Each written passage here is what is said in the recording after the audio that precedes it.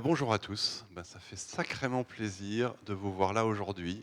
C'est une étape vraiment importante dans le projet. C'est notre première AG. Et c'est une AG qui a tardé un peu à venir parce que vous l'avez peut-être suivi, on a créé la SIC en mai de l'année dernière, il y a 2 ans en fait.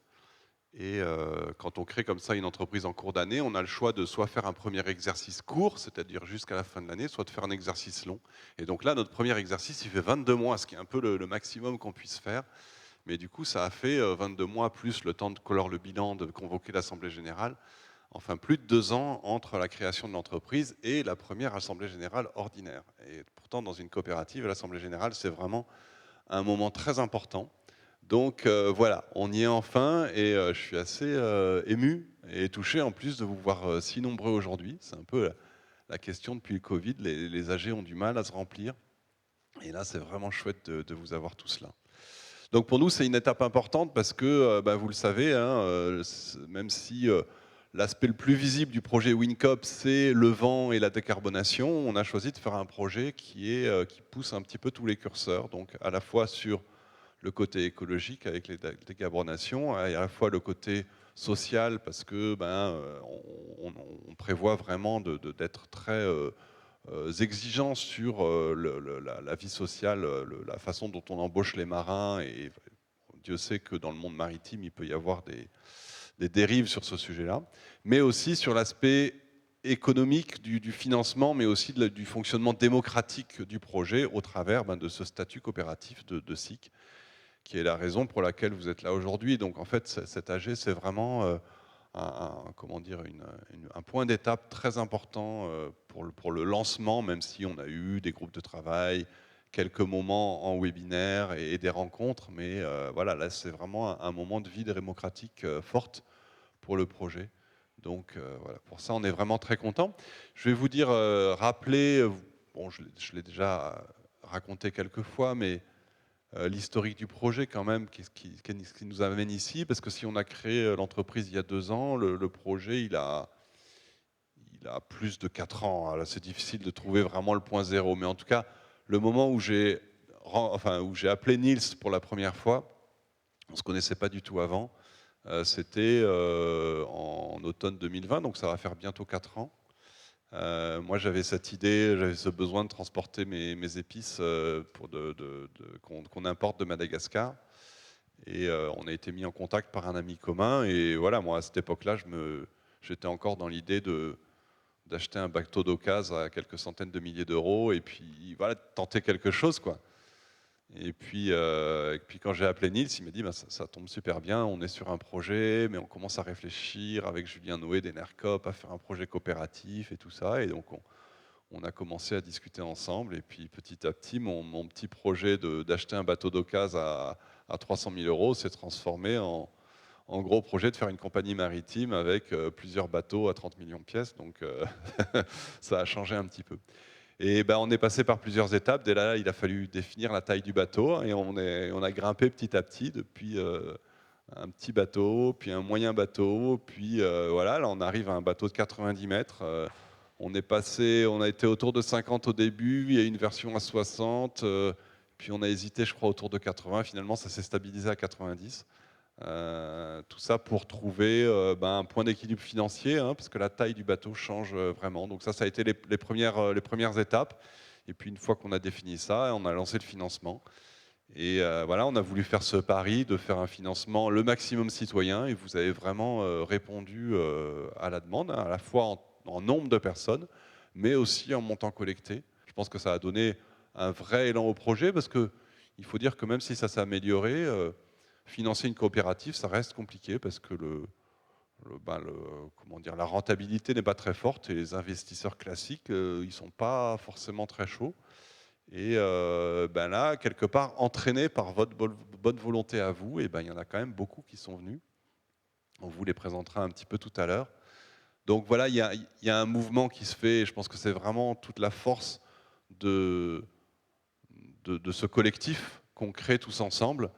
Au-delà de l'aspect financement, au-delà de l'aspect coopératif, c'est que eh ben, on lance une dynamique qui permet à des projets comme ça d'exister, parce que c'est vrai qu'au final, c'est des montants assez importants. Donc là, notre dernière année a été l'année 2023 dont on va vous parler. Je vais laisser ensuite la parole à Alice pour vous décrire un petit peu ce qu'on a fait. A été principalement destiné à finaliser le financement. Et ça, c'est bon, entre guillemets, check. On a à la fois le capital et les prêts bancaires qui sont acquis. À finaliser le plan du bateau. Et là, il y a eu des changements. Alors, vous n'avez peut-être pas eu le temps de faire le tour, mais là, sur ma droite, sur votre gauche, il y a les nouveaux plans qui sont dévoilés aujourd'hui. Hein. C'est la première fois que vous les voyez a priori, qui sont légèrement différents de ceux de la maquette. Alors, vous pouvez jouer aux 7 erreurs. Je crois qu'il y en a 7 différences. Il y en a certainement un petit peu plus. On vous en parlera un petit peu plus tout à l'heure. Donc voilà, ça a été les grandes étapes. Et là, on est dans la finalisation des négociations avec les chantiers et on espère pouvoir signer très bientôt, avec peut-être un démarrage de la construction en fin d'année, en tout début d'année prochaine. Donc ça se rapproche. Voilà, en gros, je vous ai brossé à très grands traits l'évolution du projet depuis cette première fois où j'ai appelé Nice. Et je vais maintenant passer la parole à Alice pour qu'elle vous raconte un peu. Donc Alice, qui est notre directrice opérationnelle, hein, c'est elle qui a géré, qui gère au quotidien les équipes de WinCop avec Niels, qui est directeur général, et donc qui va vous raconter un petit peu 2023. Donc 2023, effectivement, le problème des débuts de projet, c'est qu'on a l'impression qu'il ne se passe pas grand-chose, et pourtant, je vous assure qu'il s'en est passé des choses. Comme je vous le montrais rapidement tout à l'heure, aujourd'hui, on est une équipe de 5 salariés. Donc il y a Edgar qui est devant, qui est notre responsable commercial. Il y a Anna qui est cachée derrière le bateau, qui est chargée de la vie coopérative. Manon qui est derrière les grands écrans, qui est sur la partie logistique. Et Capucine qui est tout au fond et qui travaille sur la communication du projet. Et puis on a Yves devant, qui est notre représentant commercial à Madagascar. Et en plus de ça, on travaille beaucoup avec l'équipe de Zéphyr et Boré sur la partie technique. Mais Nils vous en dira un petit mot après. Donc nous, les 5 salariés plus Yves, on travaille sur deux grands axes qui nous ont occupés toute l'année 2023, qui sont d'une part la partie financière, donc levée de fonds. On va chercher des fonds auprès de deux publics qui sont les sociétaires, vous, le grand public. Et donc on travaille à améliorer, à travailler notre visibilité sur Internet, à faire des campagnes de levée de fonds. Ça nous a permis jusqu'à aujourd'hui de lever 2,4 millions d'euros. Donc c'est énorme, on vous en remercie encore. Et puis il y a un gros travail de fait aussi auprès des investisseurs privés, donc entreprises et investisseurs. Aujourd'hui, on a levé 4,3 millions d'euros auprès de l'entreprise Arcadie, évidemment, mais aussi de Prova et Valrhona, donc, qui sont des futurs chargeurs qui vont charger à bord leurs marchandises à bord de notre navire. Il y a des financeurs solidaires comme France Active et la Nef, comme Bretagne Capital Solidaire. Il y a des investisseurs comme Mer Invest, Crédit Mutuel Arkea, Sidi qui est plutôt sur de la solidarité internationale, et puis Indigo qui est une entreprise dans l'environnement durable. C'est un vrai challenge. Mathieu parlait tout à l'heure de cet engagement qui, je dirais, presque politique, d'avoir choisi ce statut coopératif. Parce que lever des fonds, quand on est une coopérative, donc ça veut dire une personne égale une voix, ça veut dire pas de valorisation d'entreprise, ça veut dire une gouvernance qui est très démocratique, très partagée. Ça ne plaît pas forcément à tous les investisseurs qu'on va dire plutôt classiques. Et donc, c'est devenu un vrai challenge de tous les jours d'essayer d'aller chercher des sous auprès de ces investisseurs, de ces fonds d'investissement qui ne croient pas encore au modèle coopératif parce que peut-être un peu trop préoccupés par leur intérêt individuel, là où aujourd'hui, dans une coopérative, on y va vraiment pour l'intérêt commun, pour l'intérêt collectif et pour le projet. Donc c'est un vrai travail pour nous d'arriver à lever ces sous via la coopérative, mais aujourd'hui on a levé 7,7 millions d'euros, donc ça veut dire que ça peut marcher, donc on continue à y croire et on continuera à travailler, à lever via notre coopérative. On a travaillé aussi sur la partie commerciale, parce qu'un business, c'est bien d'avoir l'idée, mais il faut aussi s'assurer que derrière, il y a des clients, qu'il va y avoir du chiffre d'affaires, que que notre idée est sécurisée. Et donc, on a des lettres d'intention de la part de 44 chargeurs qui sont engagés à mettre à bord de notre navire leurs marchandises pour entre un conteneur jusqu'à le maximum, je ne sais plus combien, 80 conteneurs par an. Donc il y a eu un très très gros travail commercial qui a été fait. Et ce travail, il va continuer. Aujourd'hui, on a des lettres d'intention qu'il faut qu'on transforme en contrat ferme. Et puis, on va développer aussi d'autres lignes. Donc, on est déjà en train de travailler sur d'autres lignes avec des nouveaux chargeurs. Donc, voilà, c'est un travail qui est de longue haleine sur lequel on bosse depuis le démarrage du projet et qu'on continuera d'approfondir jusqu'à la fin de la vie de notre entreprise, quoi. Et donc le troisième grand axe de travail, c'est la partie technique, et donc je vais laisser Nils vous en parler. Merci. Bonjour à tous. Un petit mot rapide donc pour vous parler de l'évolution du design du bateau. Si vous suivez WinCop depuis longtemps, vous devez vous rappeler qu'au départ, on voulait mettre le bateau en service en 2024, je crois, après 2025 et maintenant en 2026. Donc comme tous les projets industriels, on n'y coupe pas, le projet prend un peu de retard. Maintenant, on y croit vraiment, on pense vraiment sortir le bateau en 2026. Ce qui a changé, bon, alors bien sûr, ce qui prend du temps, c'est bien sûr lever les fonds, comme le disait Alice. C'est aussi réunir les chargeurs et engager les futurs utilisateurs du bateau. Et donc réunir assez de lettres d'intention et de contrats pour obtenir l'engagement d'un partenaire bancaire. Et aussi, il y a le design du bateau. Alors normalement, c'est pas trop compliqué quand on fait un bateau conventionnel, mais pour WinCop, on mène un exercice assez particulier, qui est de faire un vrai petit cargo avec une capacité d'emport conséquente, et en même temps en faisant un vrai voilier qui fonctionne vraiment bien à la voile et qui permet d'atteindre des économies de carburant importantes. Donc c'est ça que je voulais vous présenter rapidement, c'est expliquer le cheminement qu'il y a eu dans le design du bateau en très bref. Vous avez déjà vu la troisième mouture du bateau qui est en fait qu'on révèle aujourd'hui, mais en fait il ressemble beaucoup au précédent, donc vous ne l'avez pas remarqué, mais je vais vous l'expliquer. Ce que je voulais présenter avec cette diapo, c'est expliquer que les économies d'échelle dans le transport maritime sont hyper sensibles, et donc selon que vous fassiez un petit ou un gros bateau, vous allez avoir un prix de transport par unité transportée qui va rapidement décroître à mesure que vous allez vers des navires de grande taille. Et idem aussi pour le bilan carbone par unité transportée, c'est-à-dire que plus vous faites un gros bateau, plus le bilan carbone par unité transportée va baisser. Et donc je voulais vous le montrer avec quelques chiffres. Donc là j'ai pris n'importe quel petit porte-conteneur feeder qui fait 150 conteneurs de capacité de transport.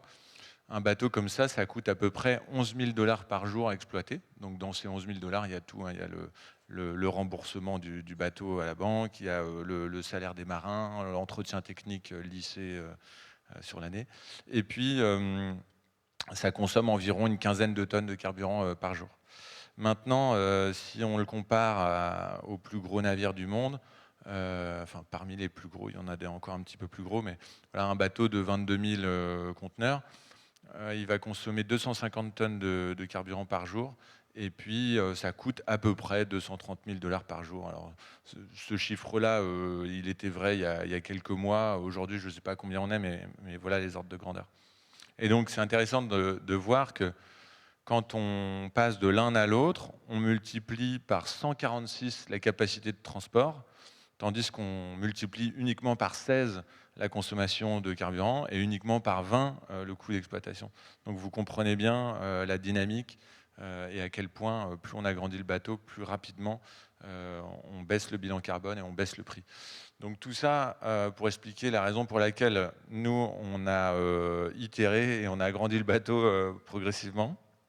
C'est parce que entre le moment où on a commencé à travailler sur le projet et maintenant, les taux de fret se sont écroulés. Je ne sais pas si vous avez suivi ça dans l'actualité, mais pendant 2-3 ans, il y a eu une période hyper faste avec des prix de transport stratosphériques. Et donc à ce moment-là, on était franchement en dessous des prix de marché avec la première mouture du bateau qui faisait 60 mètres et 68 conteneurs. Donc il était hyper séduisant d'un point de vue performance à la voile. C'était un vrai petit voilier, mais avec pas beaucoup de conteneurs sur le pont. Et du coup, c'est pour ça qu'on a itéré encore 2 fois pour arriver à la dernière mouture que vous voyez sur la droite. Et donc, on est hyper fiers là, d'être arrivé à cette version avec laquelle on est plus à l'aise. Parce que les premiers, ça faisait quand même des grands voiliers très chers et avec pas grand-chose dans les cales. Donc celui-là, on est plus confortable avec celui-là. On sent qu'il est plus, comment dire, plus cohérent et qu'on pourra répliquer ce design de bateau sur d'autres lignes. On sent qu'il est assez pertinent sur plein d'autres marchés. Donc voilà où est-ce qu'on en est, un petit bateau dans quasiment 90 mètres pour 148 conteneurs. Et puis je vous reparlerai du bateau tout à l'heure ce soir, je reprendrai le micro pour présenter le bateau un peu plus en détail et pour pas dire 2 fois la même chose. Voilà, je m'arrête là et je laisse... C'est qui continue sur cette partie-là? C'est toi. C'est moi qui continue. Et on va passer à une partie plus classique d'une assemblée générale. C'est parler. Je vous laisse profiter de cette belle image qui est une simulation 3D, bien sûr, mais on rêverait d'y être à cette étape-là. La présentation des comptes que vous attendez tous, bien sûr. Parce que quand même, c'est votre argent qu'on dépense en ce moment. Donc, c'est important de vous expliquer un peu comment est-ce qu'on s'y prend. Qu'est-ce qu'on a à dépenser? Comment est-ce qu'on est économe ou au contraire dépensier? Donc, a priori, vous avez tous eu les comptes. Dans la convocation sur le site, il y avait la plaquette comptable détaillée. Donc, vous allez peut-être aller voir. Moi, je vais essayer de vous faire une présentation très simplifiée. Donc, je me suis permis d'arrondir un petit peu les montants. Donc au niveau du compte de résultat, c'est assez simple. D'un côté, on a 112 000 euros de produits, 327 000 euros de charges, et ça veut dire qu'on fait 215 000 euros de pertes.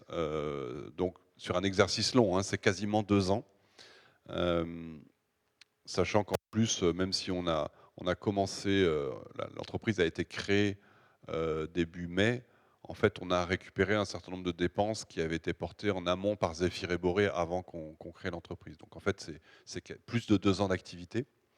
Mais ça, ce n'est qu'une toute petite partie des choses. Le compte de résultat ne montre pas tout. Il faut toujours regarder le compte de résultat et le bilan avec le passif et l'actif. Et d'autant plus que là, les produits, vous pourrez vous dire, c'est bizarre, les produits, pourquoi ils ont fait 112 000 euros de produits alors qu'il n'y a pas de chiffre d'affaires? On ne vend rien pour le moment. Bon, il y a une petite astuce comptable que je vais vous expliquer. Simplement, on va rentrer dans le détail des charges quand même, que vous puissiez voir à quoi ça correspond. Donc c'est 327 000 euros. C'est principalement des salaires. Il y a 200 000 euros de salaires. À ça s'ajoute 34 000 euros d'honoraires parce que Yves, ici présent, il n'est pas directement salarié parce qu'il est à Madagascar, donc il nous facture des honoraires. On a quelques déplacements là-dessus, sur ces 25 000 euros, c'est quand même principalement un déplacement que Niels avait fait avec Louise à Madagascar. Et voilà, on voyait 2 personnes pendant 3 semaines, vous avez fait à Madagascar, c'est un sacré coup. Voilà, et puis après, un petit peu de pub. On a fait bosser des agences, on a pris quelques pubs sur Internet, des choses comme ça. Voilà, après, je n'ai pas détaillé tout ce qui est dans les 47 000 euros. C'est des petits postes classiques, mais tous inférieurs à 10 000 euros. C'est quelques milliers d'euros à chaque fois. Vous aurez le détail. Mais voilà, en gros, sur les 2 ans, comment est-ce qu'on a réparti les dépenses. Mais donc après, si on regarde le bilan, on va voir qu'on a dépensé plus de choses que ça, en fait. Beaucoup plus de choses. En gros, le passif, c'est-à-dire les moyens dont on dispose, là c'est la photo au 31 décembre, depuis ça a un petit peu bougé, mais la photo au 31 décembre, on avait réussi à avoir 1,3 million de parts sociales, donc ça c'est vraiment tout ce que vous avez amené, vous tous, plus les titres participatifs, 689 000. Alors là-dessus, on déduit déjà le résultat négatif qu'on a fait, c'est de l'argent qui a été entre guillemets consommé. Et il nous reste donc en fonds propres 1 million, quasiment 1,8 million, auquel on rajoute les dettes. Alors les dettes, on les met là dans le passif. Alors je ne vais pas vous faire un cours comptable, mais comme c'est des choses qu'on n'a pas encore payées, ben c'est de l'argent qui, quelque part, qui nous est prêté, hein, donc qui s'ajoute au passif. Donc voilà, donc pour un total bilan d'un petit peu plus d'1,8 million. Et au niveau de l'utilisation à l'actif, c'est-à-dire comment est-ce qu'on le fait, vous voyez que c'est cette première ligne là que j'ai mis en évidence, ce sont les immobilisations en cours. Et ça, c'est parce qu'on a fait le choix en fait de tout un tas de dépenses qu'on a faites, et principalement les dépenses de design du bateau, c'est-à-dire tout ce qu'on a mis de conception du bateau auprès des architectes, une partie du travail qui a été fait par Zéphyr et Boré qui nous a été refacturé, et ben on a décidé de l'amortir, c'est-à-dire de dire c'est de l'argent quelque part qu'on investit dans le bateau et qui va nous servir derrière pendant des années. Le bateau, lui, quand on va l'acheter 30 millions, mais on va l'amortir pas sur toute la durée d'utilisation, ce sera seulement sur 12 ans. Mais voilà, on répartit la charge, entre guillemets, sur plusieurs années. Et du coup, on a décidé de lisser, ça se fait souvent hein, en comptabilité, de lisser aussi les frais de développement sur toute la durée. Et donc pour ça, on les sort, on les passe en immobilisation, et ensuite, on va les passer chaque année, une petite tranche, en amortissement. Hein. C'est comme si on se faisait un prêt à nous-mêmes, quelque part. Simplement, là, en compta, une immobilisation comme ça, pour la passer en amortissement, il faut attendre que on ait l'immobilisation dans les mains. Donc quand ça dure comme ça plusieurs années, on le met dans un compte à part, immobilisation en cours, et ça reste là jusqu'à ce que le bateau soit construit. Et à ce moment-là, on commencera à avoir les amortissements qui vont venir, eux, dans les charges, quoi, entre guillemets. Donc, en plus de ces 215 000 euros qu'on a dépensés cette année, en fait, on a dépensé en plus quasiment 600 000. Hein, donc on est à 800 000 euros de dépenses effectives sur ces 2 ans. Donc vous voyez que sur ces 1,3 million plus les 700 000 sur les 2 millions qu'on avait au 31 décembre, on a déjà 800 000 euros qui ont été dépensés. Et qui ont été dépensés pas directement dans le bateau, c'est pas de l'argent qui allait au chantier, dans la tôle, ou etc., qui ont été dépensés dans toutes les activités qui sont nécessaires, les architectes bien sûr, mais aussi les salaires de l'équipe WinCop et un certain nombre de choses comme ça qui sont nécessaires pour faire avancer le projet. Juste, je détaille, c'est pas très important, mais là, dans l'actif, quand on regarde la compta, au 31 décembre, il y a un certain nombre de gens qui s'étaient engagés à prendre des actions, qui avaient signé le bon ou le titre participatif, mais l'argent n'était pas arrivé sur le compte. Il est arrivé dans la première semaine de janvier ou la deuxième semaine de janvier, mais comptablement, on prend la photo, donc on a ces 100 000 euros de part sociale et de titre participatif. Il y a les créances, donc ça c'est l'inverse des dettes, hein, c'est les choses qu'on nous doit, donc là c'est principalement la TVA. Et puis donc il nous restait sur le compte 1 076 000, j'ai mis le total 1 170 000 quand on rajoute les parts sociales et les titres participatifs qui sont arrivés dans la semaine d'après. Donc voilà, sur les 200 000 euros que vous nous avez donnés, quelque part sur le compte au 31 décembre, il restait un petit peu plus d'1 million. Voilà. Donc je vais rentrer un peu dans le détail de ces IMO, à quoi elles correspondent quand même. Donc principalement, comme je vous le disais, ce sont les honoraires des architectes, hein, parce que voilà, comme les montrait Nils, il y a eu plusieurs versions du bateau, donc il a fallu faire bosser plusieurs bureaux d'architecture. Et on a décidé de mettre une partie des salaires de WinCop, ceux qui ont été principalement dédiés soit à travailler sur ce bateau, soit à lever les fonds. Hein, on a cette possibilité-là d'amortir tous les coûts de levée de fonds pour un investissement. Et donc, voilà, là, on a pris les salaires des personnes qui étaient dans la recherche de fonds, qu'on amortit aussi. La levée de fonds elle-même, c'est directement la question de ce qu'on a payé comme à l'ITA, des choses comme ça, où on paye une commission, entre guillemets, sur la partie des fonds levés. Et puis une partie aussi de communication propre à la levée de fonds qu'on a pu amortir. Donc c'est ça qui aboutit à 600 000 euros. Alors, excusez-moi, je vais rentrer encore dans une petite subtilité financière. C'est que là, pour le moment, je le présente comme si c'était un amortissement, un investissement qu'on allait amortir après. Mais ce n'est pas complètement vrai parce qu'au final, ce n'est pas WinCop qui va acheter le bateau. Comme ça se fait classiquement dans le métier, on va créer une société spécifique de laquelle Wincop sera actionnaire à 100%. A priori, personne ne rentrera dedans, donc elle sera entièrement à nous. Mais on va créer une société spécifique et c'est elle qui va acheter le bateau, c'est elle qui va porter l'emprunt bancaire. Et cette société va facturer à Wincop un loyer. Et du coup, en fait, ces 600 000 euros d'immobilisation, dès qu'on aura signé le contrat et qu'il faudra décaisser l'argent, en même temps, on va créer cette entreprise et on va lui facturer ces 600 000 euros. Le chantier va lui facturer la construction du bateau. Donc ça fera, cette société, elle aura en coût d'investissement à la fois la construction du bateau et ces charges-là de développement. Et elle va se faire prêter l'argent par la banque pour payer l'ensemble de tout ça, et derrière nous facturer un loyer qui correspondra au montant qu'elle rembourse à la banque tous les ans. Donc du coup, du point de vue de Wincop, dans nos comptes de l'année prochaine, a priori, si tout se passe bien, on aura ce produit de 600 000 euros qui va rentrer, donc l'argent, entre guillemets, va revenir au sein de Wincop, et c'est pas mal parce que ça va nous remettre de la trésorerie pour pouvoir investir dans les prochains projets. Parce qu'après, on va continuer à vouloir ouvrir de nouvelles lignes, des choses comme ça. Donc on va récupérer un petit peu. Il faudra le rembourser, bien sûr. Après, ce sera intégré dans les loyers des années à venir. Mais ça va nous permettre de débloquer ce cash-là. Et en plus, ça permet de le financer, de le faire financer par les banques. Donc voilà, c'est des outils financiers un petit peu complexes.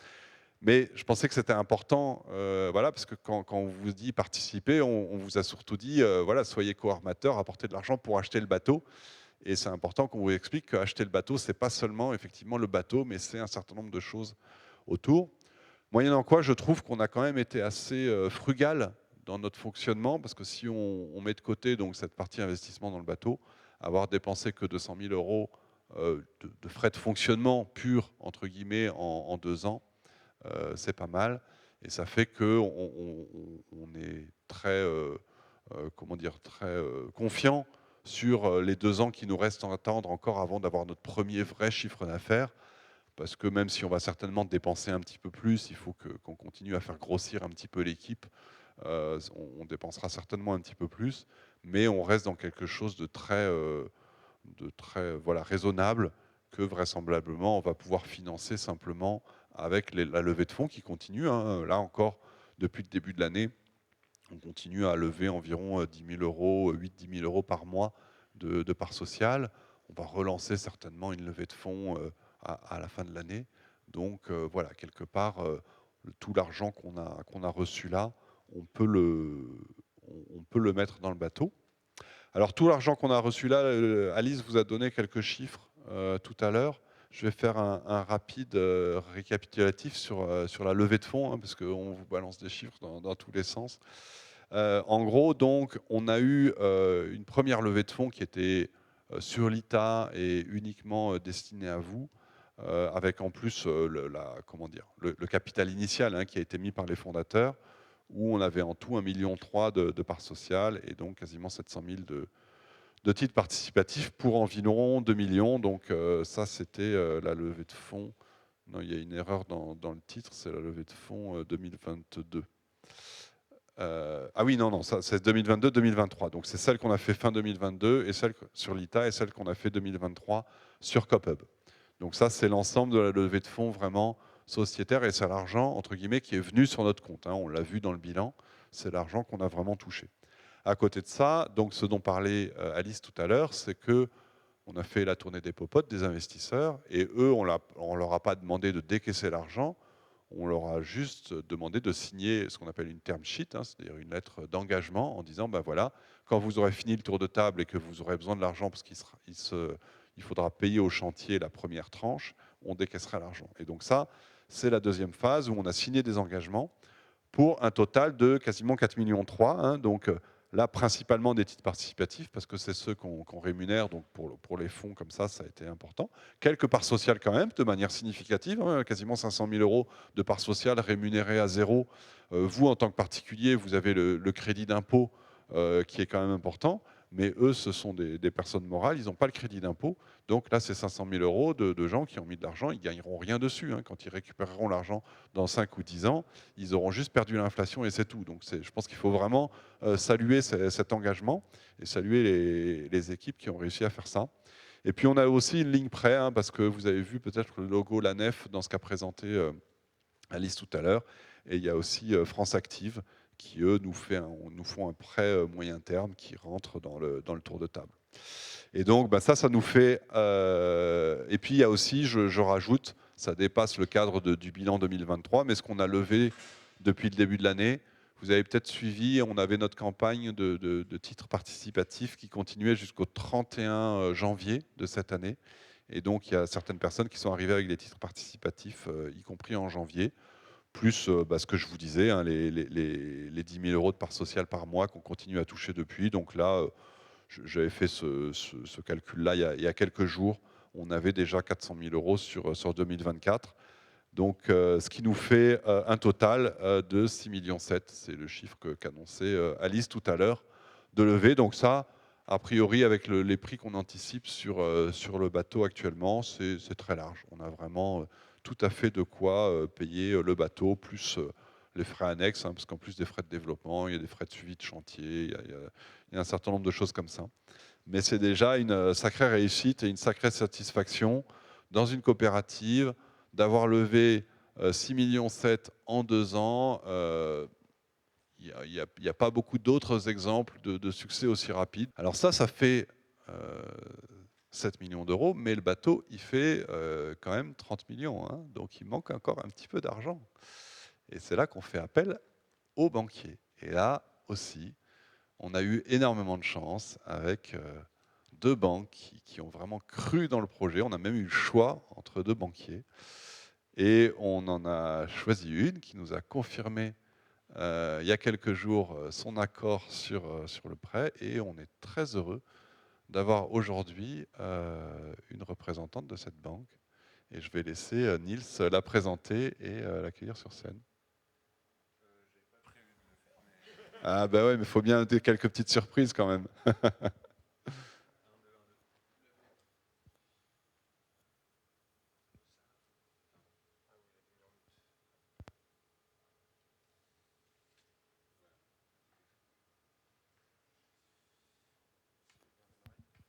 Alors, du coup, j'invite Corinne à venir nous rejoindre sur l'estrade. Vas-y, je vais te laisser mon siège. Et du coup, tu me laisses aussi interroger Corinne? Ah ouais. Ok, très bien. Alors, toujours le même qui parle trop longtemps. Ça. Ok. Eh bien, merci, merci Corinne. Donc effectivement, je peux te laisser te présenter un peu Banque Populaire Grand Ouest et vos activités déjà dans le maritime. Bien sûr. Donc bonjour à tous, ravi d'être là. Donc Banque Populaire Grand Ouest, nous avons 2 marques. Nous avons la marque Banque Populaire et la marque Crédit Maritime. Donc Crédit Maritime, on existe depuis longtemps, on finance des bateaux depuis très longtemps aussi. Donc c'est vraiment dans notre ADN. Et Banque Populaire Grand Ouest, on couvre tout de Pays de Loire, Pays de Loire et Bretagne, et aussi Basse-Normandie pour la marque Crédit Maritime. Donc nous, ce projet, on le connaît via Zéphyr et Boré. C'est pas un secret, qui est client chez nous, client Banque Populaire, Crédit Maritime, depuis l'origine d'ailleurs de l'entreprise. Et un jour, ils nous ont parlé de ce projet. Donc on s'est dit que c'était très intéressant parce qu'on a dans nos axes stratégiques, on a le développement de la croissance bleue. Moi, c'est mon métier puisque j'ai un portefeuille avec des clients qui se développent dans l'économie bleue, la transition énergétique, la décarbonation du transport. Voilà, on est très impliqué dans ce sujet-là. Et c'est pas juste écrit sur notre plaquette, c'est de la réalité. On est très présent dans des actions. Quand vous allez voir tout à l'heure la conférence, il y a quelqu'un de Mythe 2050. Et nous, on a fait partie des gens qui ont contribué à la création de Mythe 2050. On intervient aussi dans le financement de cargos à propulsion vélique.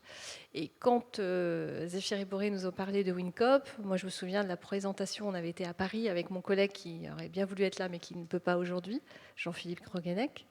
qui m'a accompagné sur le projet, on a été séduit par ce projet. C'est là où on a rencontré aussi toute l'équipe et on s'est dit que oui, on s'est dit mais pourquoi personne ne l'avait fait auparavant finalement, cette ligne qui n'existe pas, qui demande. Et puis on s'est retrouvé dans les valeurs. On est une coopérative, hein, voilà, on est une banque coopérative. On croit dans on a des sociétaires. On doit rendre des comptes aussi à nos sociétaires sur l'argent, comment on l'emploie. Et on trouvait que le projet de WinCop, c'était un vrai projet qui cochait toutes ces cases. Donc on est ravis d'avoir donné un accord et d'avoir été retenus, parce que c'est vrai qu'il y avait une autre banque qui nous challengeait sur le sujet.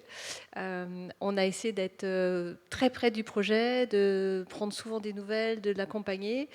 Et on a aussi doublé la mise, comme on dit, parce que vous avez vu dans les investisseurs Merinvest, et Merinvest, c'est notre fonds à 100% Banque Populaire Grand Ouest, que l'on a créé il y a 5 ans, justement quand on a rapproché Banque Populaire Grand Ouest et Crédit Maritime Grand Ouest, pour faire qu'une seule banque, en disant que on voulait dédier en effet une partie de nos fonds pour accompagner la croissance bleue. Donc aujourd'hui, on a un peu plus de 20 participations dans l'économie bleue sur notre territoire. Ça va dans les algues, dans le transport vélique, dans des armements de pêche aussi. Voilà. Et puis, oui, il y a aussi des gens qui font les voiles pour la propulsion vélique. Et oui, on est très fiers de ce projet. Et puis, nous, on attend d'être en 2026 pour voir en vrai ce bateau. Voilà. Super, merci beaucoup. Du coup, une petite question. C'était pas prévu, ça. Pardon ? Ah bah non, comme rien n'est prévu, je me permets. Du coup, est-ce que tu peux nous dire comment vous appréhendez les projets de transport à la voile, dans le sens où il y a 10 ans, c'était quelque chose de complètement farfelu d'envisager de remettre des voiles sur les cargos. Maintenant, on voit que c'est en train de pénétrer le marché, qu'il y a de plus en plus de projets à assistance vélique ou de cargo à voile qui sont en train de se lancer. Et finalement, d'un côté, il y a une composante risque technologique, et en même temps, on sait aussi que la réglementation se durcit et que les navires à propulsion diesel conventionnelle vont peut-être avoir une durée de vie limitée vis-à-vis de cette réglementation, justement. Donc aujourd'hui, quand vous avez un cargo à voile qui arrive sur la table, enfin un dossier de financement, est-ce que vous identifiez davantage de lumière rouge, ou au contraire, vous dites voilà un investissement plus safe? Alors, il y a 3 ans, quand on a présenté notre premier projet, et ils nous ont un peu regardés comme des farfelus en se disant mais qu'est-ce qu'ils ont, ça y est, ils ont bu trop d'eau salée, hein, c'est clair. Et puis en fait, on leur a expliqué qu'il y avait tout un contexte réglementaire, comme tu l'as dit, qui pousse à ce genre de choses, et aussi un contexte. Alors moi, j'aimerais bien que ça soit plutôt ce contexte-là, et avec une prise de conscience citoyenne, en se disant qu'on ne peut pas continuer comme ça, parce que voilà, on a tous, je veux dire, on se rend compte des effets quand même du dérèglement climatique et des effets du CO2. Donc on se dit, on espère que ça soit la motivation. On sait bien que c'est malheureusement pas celle-là qui prime, et que c'est malheureusement souvent des enjeux économiques. Mais je crois que la prise de conscience fait que les deux se rapprochent petit à petit. Et ce qui nous fait en fait regarder les dossiers, c'est souvent les chargeurs. Évidemment, c'est l'engagement des chargeurs.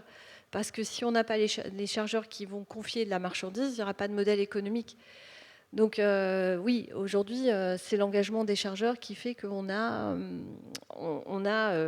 on regarde ces dossiers de façon un peu plus aujourd'hui pragmatique, en se disant qu'il faut y aller, il faut qu'on y participe. Et c'est pour ça aussi que nous, on fait partie des signataires du pacte vélique, qui a été signé il y a 2 mois maintenant, par Grand Vent à Saint-Nazaire, en présence de ministres, mais c'est surtout et de l'association Winship, qui promeut, en effet, qui offre beaucoup pour développer la propulsion vélique, et qui finalement est juste remettre au goût du jour une technologie qui existait auparavant, mais de la mettre de façon plus efficace, efficiente. Et oui, c'est l'engagement des chargeurs qui fait que ça bascule du bon côté. Et aussi l'enthousiasme des entrepreneurs. Ok, merci. Allez, encore une. Non, je me posais la question, donc pour rappel, mais je pense ici tout le monde ici connaît bien l'ADN de WinCop, mais pour faire vraiment basique, Arcadie était le premier chargeur et puis amène la vision chargeur et puis l'ambition de se voir proposer un transport équitable. Nous, Zéphyr et Boré, on est plus la facette transport à la voile, la partie, on va dire, transport écologique. Et après, le troisième cofondateur, c'est Julien et Enercop, et donc avec la vision de départ. On peut dire, c'est vraiment Julien qui a impulsé cette vision, qui était de venir nous voir et de dire qu'est-ce que vous pensez, je ne connais rien du tout au transport maritime, mais qu'est-ce que vous penseriez de faire une compagnie maritime dont les bateaux seraient financés par les citoyens et une entreprise complètement transparente, etc. En fait, j'en reparle tout à l'heure, donc je ne veux pas être trop long là-dessus. Mais du coup, moi, je suis bien moins expert de la coopérative que Julien Noé, mais ça m'a beaucoup inspiré. Et aujourd'hui, je suis ces autres projets. En ce moment, il est en train de monter un autre projet de COP Média pour justement faire un groupe de médias financé par les citoyens. Et je me demande pour vous, encore une fois, en tant que partenaire bancaire, comment est-ce que vous identifiez un projet comme WinCop, dans le sens où souvent, nous, quand on va présenter le projet à des clients potentiels, la réaction fréquente, c'est d'accord, mais c'est dirigé par un collège de 7 collèges avec différentes parties prenantes, avec des intérêts opposés. Comment ça va se passer? Est-ce que ça peut être le souk? Donc voilà, comment est-ce que vous appréhendez ça, vous? Pour nous, c'est facile, on est une coopérative. Donc, voir en face de nous un dossier de coopérative, ça nous parlait. Mais je comprends tout à fait ton interrogation, parce que le souci dans notre monde économique français, c'est que la coopérative est trop associée au monde agricole. Voilà, donc une coopérative, c'est des agriculteurs avec du grain qu'ils vont apporter au moment de la moisson. Et du coup, on n'imagine pas que dans d'autres activités, on puisse avoir des coopératives. La banque, on n'est pas la seule, hein, le Crédit Mutuel, c'est une coopérative aussi. Mais il faut dépasser en fait le fait de dire que la coopérative, ça peut être sur des autres activités économiques et que ça a des vertus d'avoir des sociétaires et d'avoir des décisions collégiales et de se dire que on est souvent sur un objet qui est le bien commun. Les sociétaires s'engagent financièrement, mais souvent ils s'engagent aussi dans des actions concrètes, des groupes de travail. Enfin, ils ne sont pas juste là pour donner, pour souscrire une part sociale et puis c'est tout.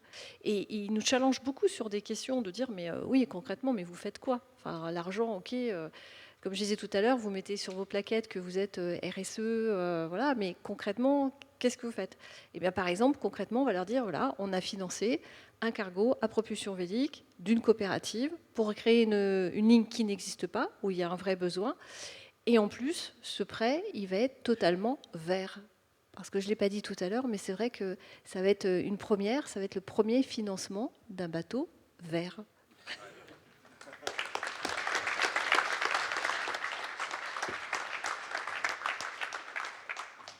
Mais voilà, vous avez certainement des questions sur des sujets qu'on n'a pas abordés ou pas assez en détail. Et donc, à vous la parole. Oui, bonjour. Donc, Laurent Carré, Starwind Technologies. J'ai une question financière un petit peu. Qui va être propriétaire de l'ingénierie? Parce que si vous transférez tout sur le bateau, si vous faites un deuxième bateau, quid du travail qui a déjà été fait? Pourquoi c'est pas gardé dans WinCop pour être réutilisé finalement pour un deuxième bateau? Ah ben ça, c'est une bonne question. Je crois pouvoir dire, peut-être Amaury, tu répondras plus précisément que moi. Hein. Il espérait se couper au fait de monter sur scène, mais grâce à toi, on va le faire parler. Je voulais pas monter sur scène. Bonjour à tous. Du coup, sur la partie, le design final va appartenir au chantier qui va fabriquer le navire. Donc, si on fabrique un deuxième navire, il faudra passer par ce chantier-là, ou alors payer un fees au chantier pour obtenir les plans et les utiliser avec un autre chantier. Je ne sais pas si tu veux rajouter. Au début, quand on a commencé avec Zéphyr et Boré, maintenant on nous pose moins la question, mais au départ, à chaque fois, on nous challengeait et on nous disait mais à qui appartient la propriété intellectuelle du design du navire ou des voiles, etc. Nous, notre business model, notre modèle d'affaires, c'est pas d'être concepteur de cargo. Notre modèle d'affaires, c'est d'être compagnie maritime et in fine, notre travail, c'est de vendre un service de transport. Maintenant, une fois qu'on a dit ça, normalement, quand vous êtes une compagnie maritime conventionnelle, vous faites construire un cargo à moteur en passant par un chantier. Vous n'avez pas le droit, comme le disait Amaury, vous ne pouvez pas construire le même bateau dans un autre chantier parce que le design lui appartient. Mais ce que je veux dire, c'est que vous impliquez assez peu dans la conception du bateau parce que, a priori, vous n'avez pas vous-même beaucoup de valeur ajoutée à apporter, c'est la compétence du chantier. Ici, c'est différent parce que, pour l'instant, le fait de faire des cargos à voile, c'est assez nouveau. Et nous, Zéphyr et Boré, Wincop, on a dépensé beaucoup de temps, beaucoup d'énergie, beaucoup d'argent à comparer tous les systèmes de propulsion vélique, à étudier comment optimiser les carènes des navires. Et donc, même si c'est pas notre boulot, et même si c'est pas comme ça que c'est pas avec ça qu'on va gagner de l'argent, on est quand même obligé d'être une sorte de bureau d'études, même si c'est pas notre vocation, parce que on peut pas aller voir un cabinet d'architecture ou un chantier et dire bonjour, faites-moi un bon cargo à voile. Ils savent pas faire. Donc c'est quand même à nous de nous impliquer beaucoup là-dedans, mais c'est pas pour autant qu'on a des brevets ou de l'API, de la propriété intellectuelle sur ces bateaux. Voilà, donc comme disait Amaury, ce bateau, il y a une sorte de fees. Et si on veut répliquer, on paye un petit billet, mais c'est pas énorme par rapport au prix du bateau. C'est 30 000, 50 000 euros pour répliquer le bateau, donc c'est marginal. Voilà. Mais en tout cas, on n'a pas de propriété industrielle sur les voiles notamment.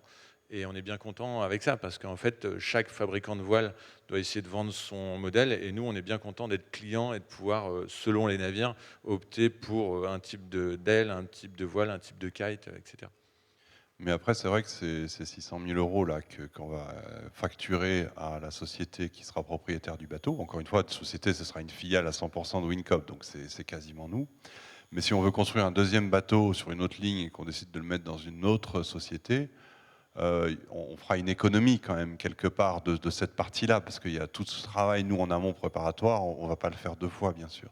Donc vraisemblablement le deuxième bateau nous coûtera moins cher, d'une part parce que de toute façon le chantier nous le fera payer un petit peu moins cher, parce que si on reste sur le même chantier, il y aura un certain nombre de choses qu'il n'aura pas à refaire, mais aussi parce qu'on n'aura pas ces frais-là. Donc voilà, on aura deux bateaux potentiellement qui seront identiques, mais on n'aura pas exactement le même loyer de la part des deux sociétés qu'on aura créées pour ça. Ouais. La question, oui, on voit qu'entre la version 2 et la version 3, il y a une grosse évolution de la marchandise transportée et pas forcément de la longueur, avec une petite augmentation de la surface vélique. Quelles sont les répercussions sur la vitesse du navire d'exploitation? J'ai une deuxième question. Et donc, voilà, sur sa vitesse d'exploitation. Et d'autre part, eh bien, le trajet d'origine, déjà, c'est interrogé de devoir passer par la mer Rouge et le golfe d'Aden, qui sont des zones sensibles et qui le sont devenues encore plus depuis. Donc, je sais que ça a déjà été un peu abordé, mais si on peut revenir là-dessus, sur les conséquences de ces deux facteurs-là. Merci.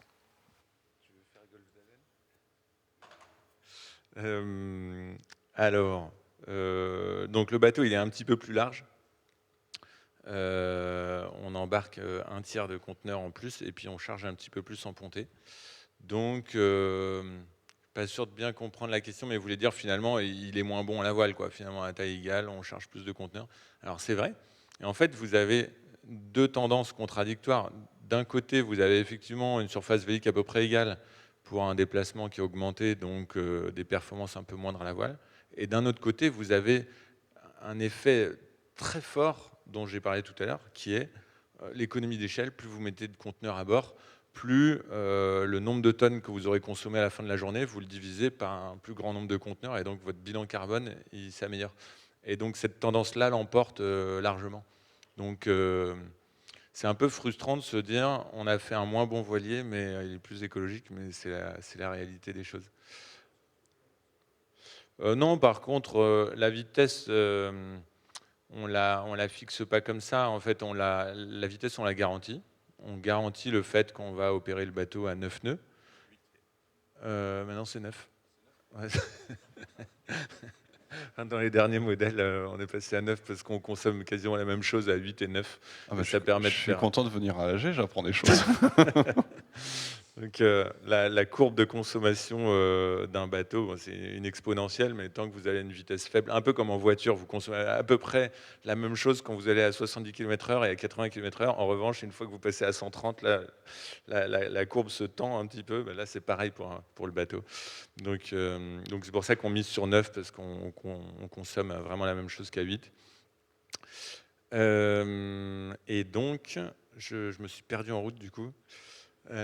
Oui, voilà. Donc, on fixe la vitesse et ensuite, on voit combien on économise. Et ce qui se passe, c'est que, admettons, j'essaie de prendre le cas le plus défavorable possible. On part d'Afrique de l'Ouest et on va vers la Guyane française. Vous longez tout l'équateur, vous n'aurez pas de vent du tout, vous êtes dans le poteau noir. Eh bien, à 9 nœuds de moyenne, vous ferez 90% de moteur et 10% de voile. D'accord ?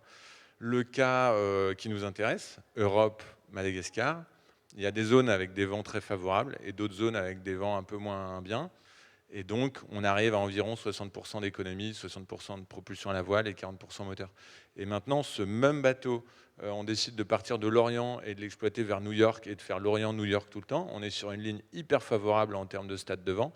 Et toujours à cette même vitesse, on va avoir un ratio vélique encore meilleur et on va s'approcher de 85%, 90% à la voile et 10% moteur. Donc voilà, tout ça pour dire que la vitesse est fixe. On ne peut pas imaginer dire à nos clients désolé, on n'a pas eu de vent, on arrive 2 semaines en retard. On fait le postulat inverse. Voilà. Et ensuite, sur le golfe d'Aden, je dirais que quand on nous posait la question il y a 6 mois, on disait ouais, d'ici là, la situation sera réglée, le bateau sort en 2026. Et puis là, à mesure que les mois passent, il faut qu'on envisage concrètement de faire le tour de toute l'Afrique, comme le font 80% des bateaux aujourd'hui. Et donc, ça rajouterait 10 jours de transit time et ça augmenterait les prix de transport. Voilà. Mais bon, comme dans le même temps, ça augmente aussi les prix de transport pour les lignes actuelles. Voilà, on se dit que, enfin, vous voyez ce que je veux dire, quoi. Soit la crise est toujours présente et les prix de transport et les transit times sont élevés pour tout le monde, soit la crise est terminée en 2026 et à ce moment-là, voilà. Enfin, je refais pas. Il y a quand même des chances que d'ici 2 ans, cette crise-là soit terminée, mais c'est vrai que c'est des régions qui sont instables et je pense que dans l'exploitation du bateau, il faut s'attendre à ce qu'on ait forcément des moments où ce soit compliqué à nouveau par la mer Rouge et où on doive choisir. Ça fait partie de la vie d'une compagnie maritime. Visiblement, toutes les compagnies maritimes se sont bien adaptées de ces choses-là. En général, d'ailleurs, on constate que finalement, les compagnies maritimes gagnent plus d'argent quand il y a des difficultés que quand il n'y en a pas. Alors, on n'a pas un modèle tout à fait du même genre, je ne pense pas qu'on en sera là. Et puis après, on a rapidement basculé à l'Est, et depuis, on n'est pas rentré complètement dans le détail d'aller calculer précisément du coup, combien il faudrait vendre le container, des choses comme ça. Mais voilà, pour le moment, on n'est pas trop inquiet. Ouais, en fait, en faisant le tour de l'Afrique, on fait 4 voyages et demi par an, alors qu'en passant par la mer Rouge, on en fait 5,5. Donc, à coût égal, on doit augmenter nos coûts de transport parce qu'à la fin de l'année, on aura transporté moins de conteneurs et on devra faire le même chiffre d'affaires, quoi. Donc, Oui, j'avais une question concernant la construction du bateau. Il me semble que habituellement les commandants de bateaux participent à cette phase-là. Est-ce que ça sera le cas pour WinCop? Donc, indirectement, à quel moment seront recrutés les équipages et notamment le commandant, quoi? Victor, tu veux venir dire un mot? À quel moment le capitaine sera intégré au suivi de chantier?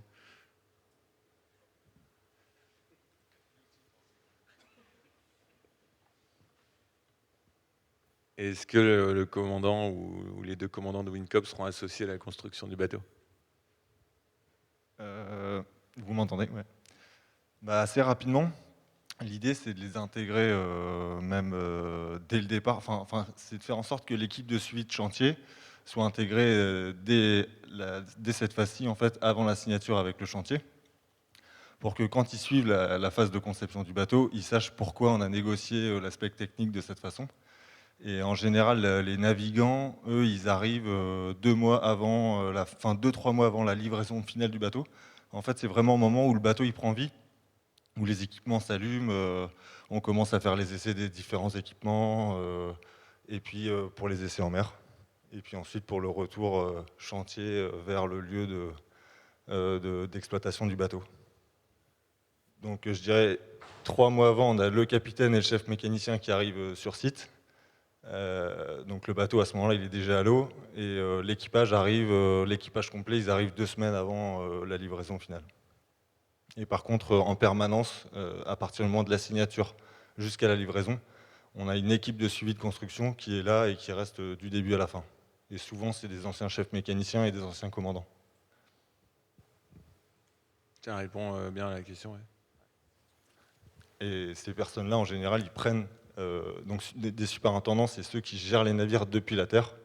Et c'est les superintendants qui ont fait le suivi de construction. En général, ils passent ensuite superintendant du navire pendant la première année, parce que la première année d'exploitation, c'est l'année la plus importante. Parce qu'en fait, c'est là où tous les trucs qui doivent casser cassent. Et c'est pas comme une voiture de série, les bateaux en construction neuve. Les voitures de série, quand c'est neuf, ça tombe pas en panne, mais par contre, les bateaux, la première année, c'est l'année la plus dure. Et donc, les superintendants qui ont fait le suivi de construction, ils gèrent aussi la phase de garantie, en fait, qui est la première année d'exploitation. Et d'ailleurs, ça me fait faire le parallèle avec votre question de tout à l'heure sur la propriété intellectuelle. En fait, ce qu'on voit, sans même parler de cargo à voile, de Wincop ou quoi que ce soit, quand on regarde le marché, on voit bien qu'il n'y a jamais un bateau qui est construit à plus de 15 exemplaires. Donc tous les navires sont des prototypes. Et donc c'est la raison aussi pour laquelle tous les bateaux ont des gros défauts de jeunesse, parce qu'on n'a pas des voitures de série, des bateaux de série comme une Mégane. Et donc la première année, plein de défauts de jeunesse, et aussi le bateau qui est sous garantie. Donc en fait, tous ces défauts, il faut les faire passer en garantie avec le chantier. Donc c'est très important d'avoir une équipe qui a suivi le chantier au départ et qui est ensuite en charge de son suivi technique. Oui, j'ai une question de notre visio sur YouTube de Karen Erika Newby. Alors, je vous lis la question. Bonjour, une question RSE. Fille de marin, infirmière et bénévole au Siemens Club de La Rochelle. Le bien-être des marins est un facteur important derrière mon engagement au sein de Wincop. Pouvez-vous me parler un peu plus de la différence de la vie à bord de l'équipage entre le cargo Wincop et un armateur traditionnel ? Je peux essayer de dire, mais je vais que dire les trucs que toi tu m'as raconté, donc je vais le dire moins bien. Ouais, mais toi tu peux dire pourquoi tu voulais travailler avec Wincop au départ, et après je pourrais préciser. Oui, même si j'apprendrai rien à Karen, parce que visiblement elle porte les mêmes préoccupations que moi. Mais c'est vrai que je peux rappeler que finalement, moi, mon envie de faire du cargo à voile, plus qu'écologique, parce que finalement le transport maritime c'est déjà le transport le plus écologique qui existe, hein. Même avec des bateaux à moteur, enfin en tout cas question carbone, question particules fines c'est autre chose. Mais c'est plutôt la question sociale, parce que effectivement là avec les pavillons de complaisance, voilà, on immatricule son bateau au Panama pour pas le citer, et on paye ses marins au lance-pierre, on les laisse rentrer chez eux une fois par an avec très peu d'arrêts. Donc ça c'est vraiment des choses sur lesquelles nous en tant que chargeurs on n'a pas le contrôle. On demande le transport d'un conteneur, on ne sait même pas par quel bateau il va passer, parce qu'en fait, les compagnies maritimes, elles affrètent des bateaux qui ont leur propre pavillon, leur propre équipage, etc. C'est impossible de prévoir à l'avance, de dire je veux un bateau qui réponde à telle et telle norme. C'est juste pas possible, on ne le sait pas. On a un peu la même chose, je ne sais pas si vous avez vu les articles dans Le Monde il y a quelques semaines, au niveau du transport routier des camions là, qui viennent d'Europe de l'Est, où des fois... on a des gens qui ne rentrent pas chez eux pendant des mois et des mois, qui dorment dans leur cabine, qui n'ont même pas accès à des douches. Enfin, dans le monde du transport, le dumping social, il est très très fort. Donc ça, c'était vraiment la première fois que j'ai appelé Niels, j'ai tout de suite posé ça, ce projet, et on se rejoignait complètement là-dessus. Ce projet, il est écologique, mais il est avant tout social. Et quelque part, on aurait pu faire un bateau qui fume normal et répondre à ça. C'est quand même plus sympa de faire un voilier en plus. C'est la cerise sur la gâteau. Mais c'est vraiment quelque chose d'important. Mais ce n'est pas une question simple. Et c'est là que je préfère laisser Niels répondre. Parce que, quelque part, on ne peut pas juste dire, ben voilà, on va faire un pavillon français et payer tous les marins selon le droit français. On est quand même dans un écosystème qu'il faut prendre en compte avec différents pays. Un peu pour moi, le commerce équitable, hein, quand moi je fais du commerce équitable, que j'achète des marchandises à Madagascar ou à d'autres endroits, les producteurs là-bas, ils ne sont pas payés en euros avec le SMIC français. Hein. On tient compte bien sûr de la réalité du pays et on travaille pas seulement sur le salaire, mais aussi sur les conditions de travail, sur les possibilités de formation, d'évolution, des choses comme ça. Mais voilà, on a déjà un petit peu réfléchi à WinCop là-dessus. Alors, on y réfléchit au sein d'un groupe de travail parce que, comme vous le savez peut-être, il y a différents groupes de travail sur lesquels on essaie d'impliquer des sociétaires parmi vous. Et donc, on a débuté un groupe de travail avec Anna. On a déjà eu 3-4 séances. Et du coup, on essaie de déterminer quelle sera notre charte en termes de conditions de travail à bord. Donc, Karen, n'hésitez pas à rejoindre les prochaines sessions.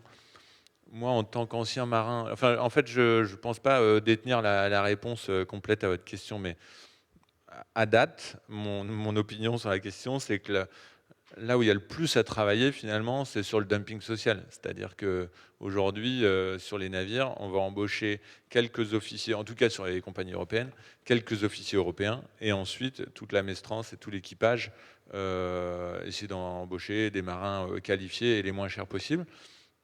En l'occurrence, il se trouve que c'est beaucoup de Philippins, un peu des Malgaches, un peu des Ivoiriens, voilà.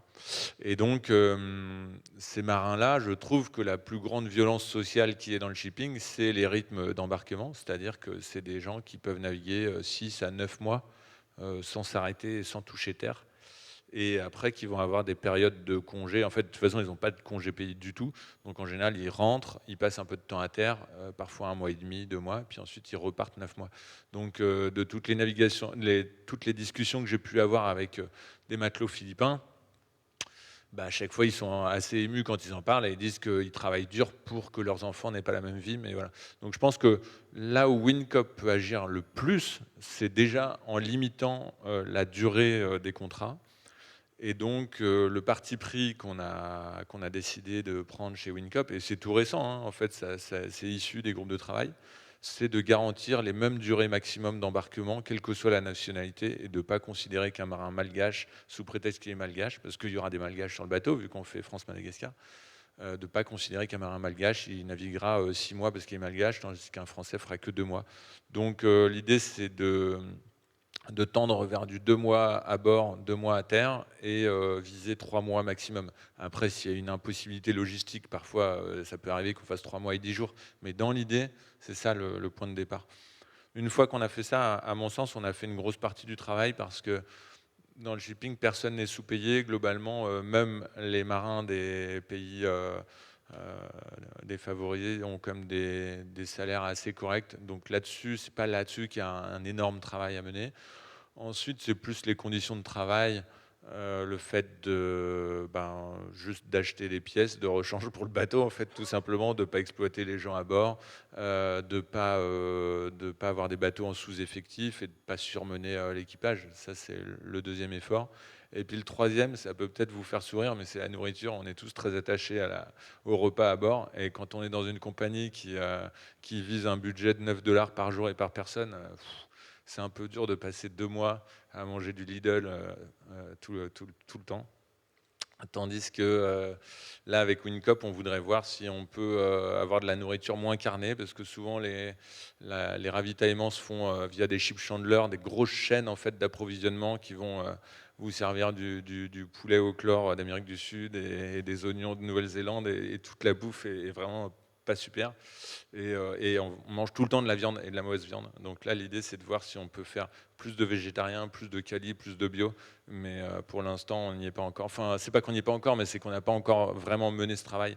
Mais je serais assez curieux de savoir si on peut arriver à rester dans un budget journalier correct, mettons $14 jour personne, avec moins de viande, moins de poulet et plus de légumes et plus de bio.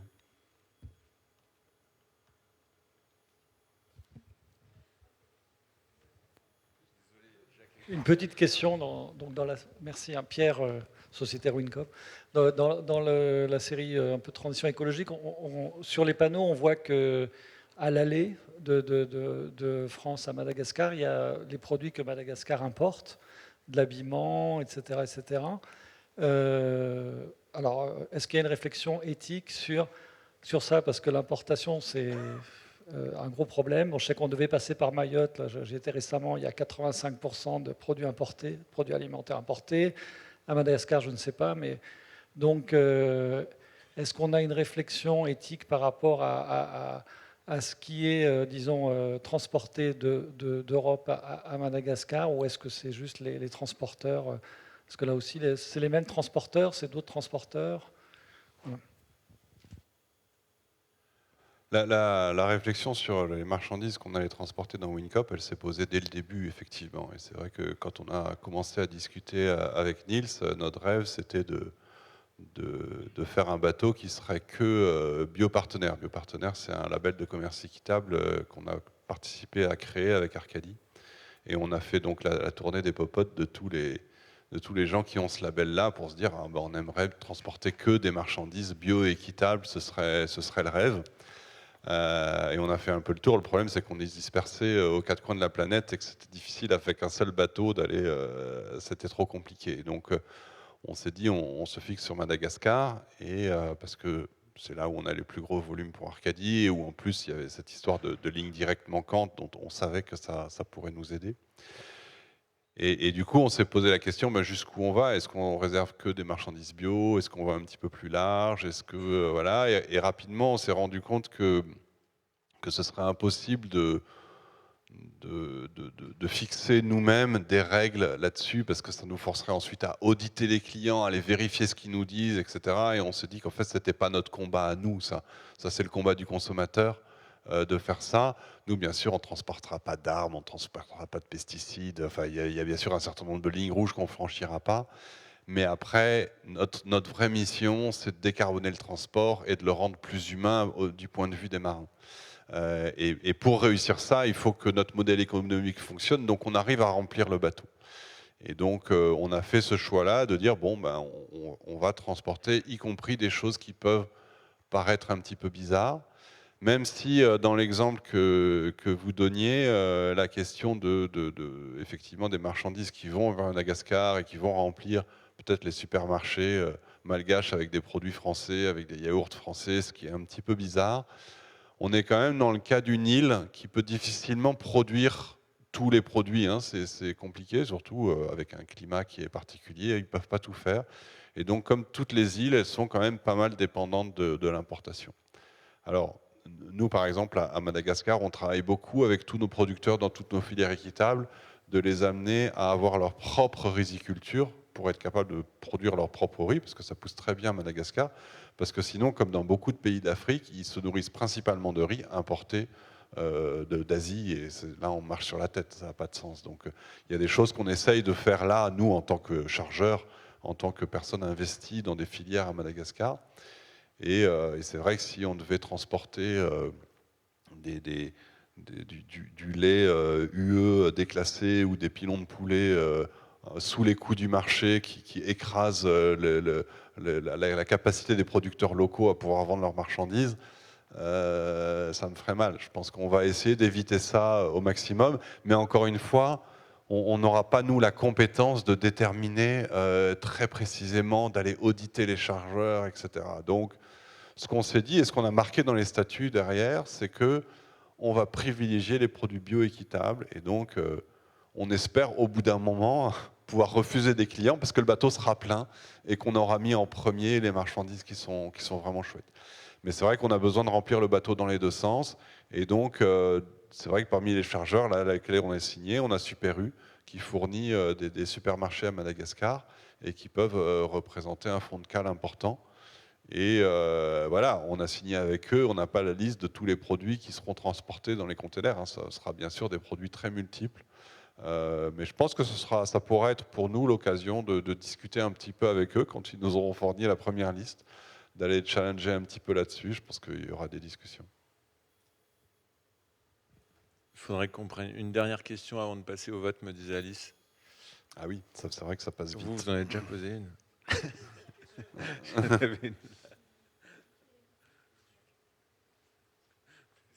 On pourra discuter ensuite après l'AG. Bonjour, c'est juste une proposition suite à ce que disait Niels sur les équipages. J'ai travaillé avec les équipages philippins, comme toi. J'ai poussé l'étude un petit peu plus loin. En plus, j'ai vécu 2 ans et demi aux Philippines. Et je me suis un petit peu occupé de crewing. Et on peut aussi leur offrir un CDI et être payé pendant les congés. Parce qu'actuellement, ils ont 10 jours de congés par mois embarqués. J'ai fait le calcul, ça ne fait pas des marins beaucoup moins chers, mais c'est quand même un petit peu moins cher. D'accord, merci. Bah, pour l'instant, on va travailler avec une société de crewing à chaque fois qu'on va travailler avec des marins étrangers, parce qu'on ne connaît pas le droit du travail aux Philippines ou à Madagascar ou au Brésil. L'engagement aussi qu'on a pris, que j'ai pas mentionné tout à l'heure, c'est que si demain on fait un bateau qui fait, je dis n'importe quoi, Pays-Bas, Brésil, on va pas embaucher des Philippins, et vice-versa, si on fait Espagne, Philippines, on va pas embaucher des Ivoiriens. Donc on va prendre des marins qui sont concernés par la ligne qui sera effectuée par le bateau. Et ensuite, je pense qu'on n'aura pas trop le choix que de passer par des sociétés de manning. En revanche, à nous ensuite, avec ces sociétés-là, de définir les règles d'embauche. Et donc c'est ce qu'on est en train de définir en ce moment pour Madagascar, avec l'aide de Yves également. Mais ok, bien noté, je n'avais pas en tête qu'on pouvait signer un CDI, notamment. On passe au vote, on s'arrête là ou... Ouais. Allô, on va passer au vote. C'est vrai que le temps passe et quelque part, on est quand même là pour voter. Donc théoriquement, vous avez eu les informations nécessaires pour voter. Bon, ceux qui n'ont pas encore voté, je vous invite à le faire dès maintenant. On ne peut pas faire, comme l'expliquait Alice, on ne peut pas faire de vote à main levée, ce serait compliqué, parce que comme il y a le système des collèges avec des voix, on ne peut pas juste compter les voix. Bon, a priori, vous êtes à peu près tous du même collège, mais pas forcément. Et donc, voilà, il faut vraiment passer par le logiciel qui permet de faire un décompte correct. Et voilà, donc je vous invite à voter maintenant. C'est la fin, et ensuite on pourra fermer le vote et donc vous présenter les résultats. Est-ce que c'est bon? Tout le monde a pu voter, ou est-ce qu'il y en a qui ont besoin d'aller sur un des ordinateurs pour pouvoir le faire? Je vois quelques personnes. Donc on va vous laisser le temps. Pendant ce temps-là, je vous présente rapidement les résolutions, qui sont des résolutions assez classiques, et je vous laisse terminer de voter. Donc il y a une résolution classique d'approbation des comptes et du rapport d'activité que nous avons fait. Donc je vous en donne lecture, c'est une formulation un peu classique. Donc l'Assemblée générale, après avoir entendu lecture du rapport, approuve les comptes annuels, le bilan, le compte de résultat et l'annexe tels qu'ils ont été présentés. Donc ça, c'est des documents qui étaient disponibles sur l'interface. L'Assemblée générale prend acte qu'il n'y a pas eu de dépenses telles que visées à l'article 4 de l'article 39. Alors là, je dois dire que je ne sais pas à quoi correspond cet article 4, mais il n'y en a pas eu.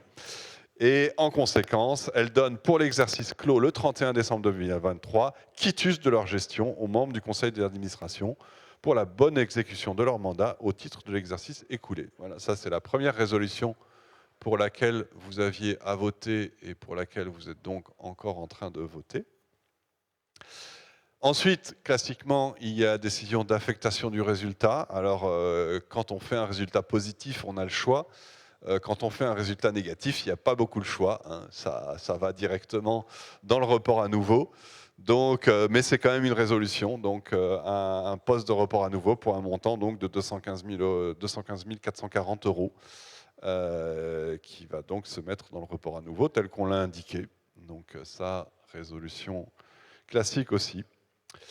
Et puis, il y a toujours une approbation des conventions réglementées. Alors, on n'a pas encore la taille pour avoir un commissaire aux comptes. En général, c'est le commissaire aux comptes qui présente ça.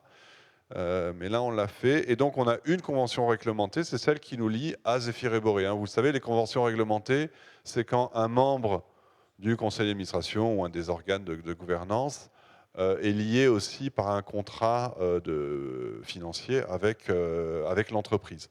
Et donc, pour pas qu'il y ait de conflit d'intérêts, l'entreprise est censée présenter ses conventions pour que les actionnaires puissent, enfin les sociétaires puissent regarder.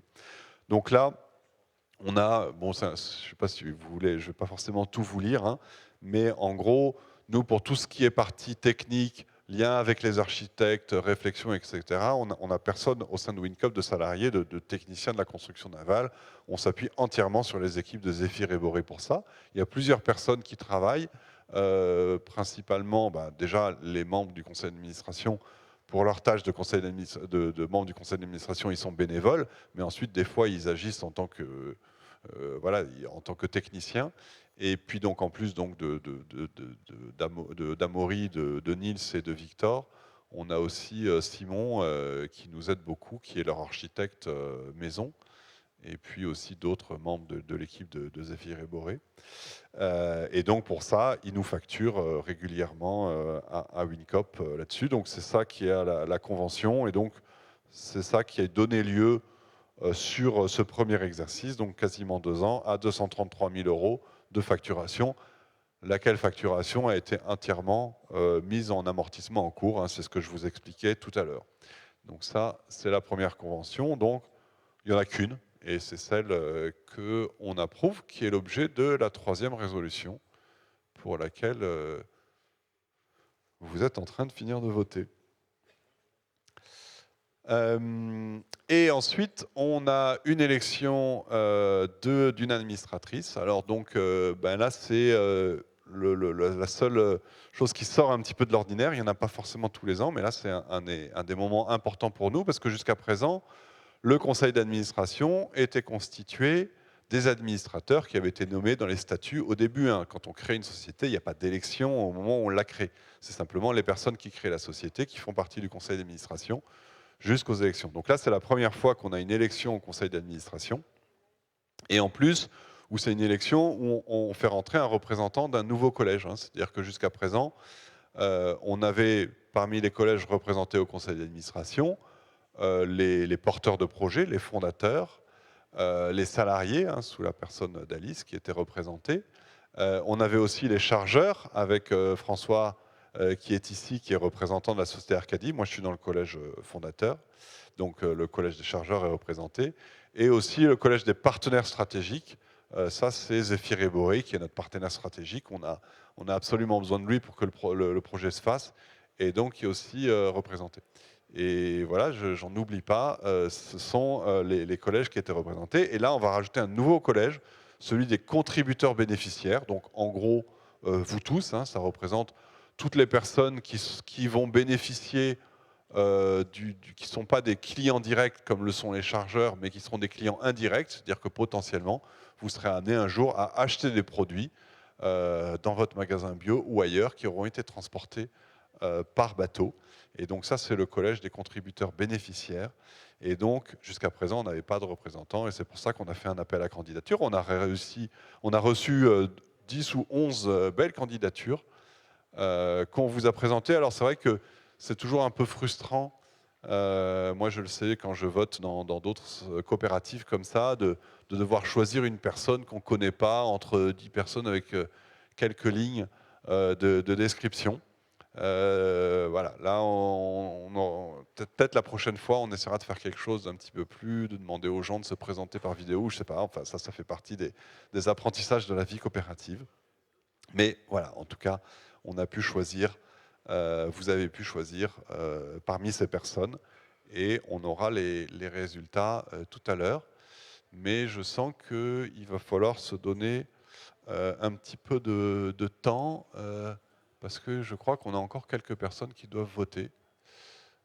Donc je vais attendre un petit peu avant qu'on puisse fermer le vote et présenter les résultats. Bon, bah alors pour meubler, je vais passer aussi aux résolutions présentées à titre extraordinaire. Hein. C'est une AG mixte aujourd'hui, donc Assemblée Générale ordinaire, et une Assemblée Générale extraordinaire parce qu'on veut faire une petite changement de statut. Ce changement de statut, c'est modifier un des collèges. On avait prévu un collège qui s'appelait Partenaires Transport, où on imaginait peut-être avoir un jour des ports ou des agents portuaires ou des choses comme ça qui rentrent dedans.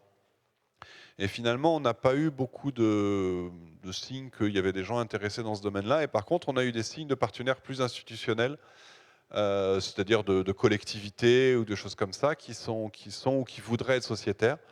Je peux d'ailleurs signaler que l'agglomération de Lorient est sociétaire de Wincop et on les remercie beaucoup de cette confiance. C'est vraiment important pour nous qu'ils le soient. Je ne sais pas s'il y a un représentant aujourd'hui de l'agglo. Ah oui, ben voilà, merci beaucoup. Ben voilà, parfait. Donc voilà, du coup, ce sera jusqu'à présent, ben, l'agglo, ils sont venus, mais ils étaient dans les contributeurs bénéficiaires. Une fois qu'on aura créé ce collège-là, eh ben, ils pourront siéger dans le partenaire des institutionnels et potentiellement, ben voilà, je ne sais pas, peut-être la mairie de Marseille ou d'autres choses, ou l'ADEME, ou voilà, des gens comme ça pourraient siéger dans ce collège-là. Donc en fait, on va simplement, la proposition, c'est de changer dans les statuts entre l'ancienne catégorie, donc qui était voilà, donc maintenant cette nouvelle catégorie, elle s'appellera partenaire institutionnel et sa description, c'est cette catégorie est composée des collectivités territoriales, leurs groupements et les établissements publics territoriaux. C'est une des caractéristiques des SIC, hein, de pouvoir intégrer dans leurs actionnaires et dans leur conseil d'administration des collectivités. C'est un des grands avantages de ce modèle de statut, qui n'est pas obligatoire. Nous, on ne l'avait pas prévu initialement, parce que voilà, c'est toujours la même chose. Quand on rédige des statuts, on n'a pas forcément tout en tête, et il faut un peu comme le bateau, les premières années, on découvre les choses qu'on n'avait pas prévues ou qu'on avait mal pensées, et donc on les change. On a déjà eu une assemblée générale extraordinaire en septembre, où on a fait un petit changement. Là, on en refait un, et peut-être on sera amené à en faire d'autres. Donc voilà, ça c'était la dernière résolution. Après, il y a la résolution classique, hein, pouvoir, c'est-à-dire qu'en fait, il faut donner pouvoir au président pour aller faire les formalités, parce qu'une fois qu'on a fait une AG comme ça, il faut aller déposer les comptes au greffe, des choses comme ça. Donc tous les porteurs de titres participatifs sont automatiquement invités à l'AG et tenus au courant de tout ça. Donc on est quand même un petit peu obligé de le faire, mais on ne va pas faire cette élection de la masse aujourd'hui, parce qu'il aurait fallu... en plus, le logiciel de gestion ne le permettait pas, parce que par contre, pour élire ça, il aurait fallu que ce soit que les détenteurs de titres participatifs. Et autant les détenteurs de titres sont tous sociétaires, mais autant les sociétaires ne sont pas tous détenteurs de titres, si vous me suivez. Donc ça aurait été compliqué à gérer. Donc on le fera dans un second temps. Sur la première session de titres participatifs, c'était l'ITA qui était le représentant de la masse. Donc voilà, on a encore un petit peu de temps pour le décider. Donc ça, finalement, on ne va pas le faire aujourd'hui. Et voilà, et voilà. Donc j'ai fait le tour des résolutions, donc je vais rembobiner pour pouvoir présenter les résultats. Est-ce qu'on approche du but? Encore 3 personnes qui doivent voter, et puis on va être bon. Voilà.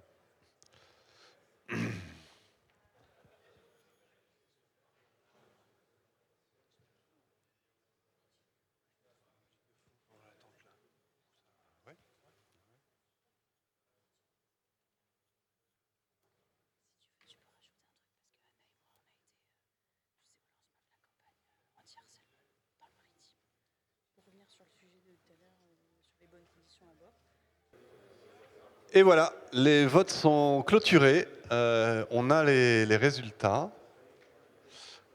Et donc, on espérait pouvoir vous les afficher, mais c'est encore un peu compliqué techniquement de vous afficher directement les résultats. Mais bon, je vais vous les donner. En gros, toutes les résolutions sont adoptées, hein, il n'y a pas de surprise, à chaque fois avec une majorité très large. Hein, je ne vais pas vous donner exactement le nombre de votes, parce que je ne les ai pas sous les yeux, mais donc les comptes sont approuvés, le résultat est affecté, la convention réglementée, pas de souci, et surtout ce qui nous intéresse, c'est l'élection d'une administratrice, et je suis très heureux d'accueillir au conseil d'administration, avec plus de 80% des voix, Lydia Bataille.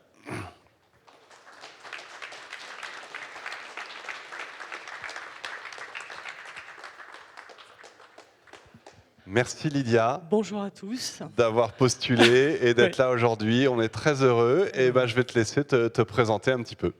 Bien, bah écoutez, je vais faire assez bref. J'ai une trajectoire RH dans des groupes de moyenne taille, grands groupes, ça dépend de quel côté on regarde. Très orienté performance, donc un parcours somme toute assez classique, puisque je suis de la génération performance. Et puis à un moment donné, j'étais en charge de la RSE et je me suis trouvé confronté à quelques blocages, quelques étroitesses d'esprit, je dirais. Et puis ça commence à cheminer dans ma tête. Et donc j'ai décidé de quitter mes fonctions de direction générale et je me suis lancé un challenge à moi-même. J'ai refait, je dirais, tout mon parcours, me former, me désapprendre pour réapprendre. Et sur ce chemin, j'ai rencontré WinCop. Et WinCop m'a fait fantasmer. Je ne peux pas dire autrement, m'a fait rêver. Et j'ai commencé à le taguer sur Google, je traquais toutes leurs interviews, on s'appelle radio. Et puis j'ai vu cette opportunité et je me suis dit là, c'est vraiment le moment ou jamais de concrétiser mon engagement de manière encore plus marquée. Donc je me suis lancé dans cette aventure et je suis ravi d'être là avec vous aujourd'hui. Bien sûr, le projet social, c'est ce qui m'intéresse fondamentalement. Hein, et je suis déjà en train de traquer, de regarder un peu toutes les bonnes idées. Voilà, donc je suis ravi d'être là, je suis très ému, et comme vous voyez, assez timide, donc, mais vraiment, vraiment, merci beaucoup. Merci à toi, Lydia, vraiment merci.